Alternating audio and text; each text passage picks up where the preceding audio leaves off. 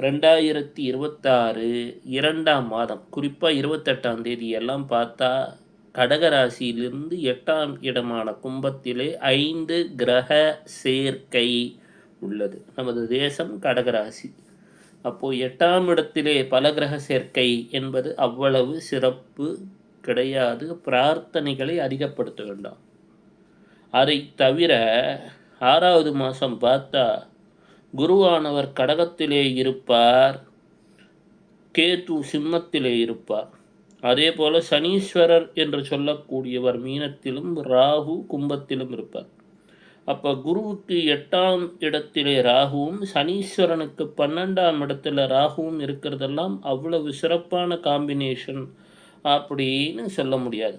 அப்போ என்ன செய்யணும்? அனைவரும் அனுதினமும் சிவ வழிபாட்டை செய்ய துவங்க வேண்டும்.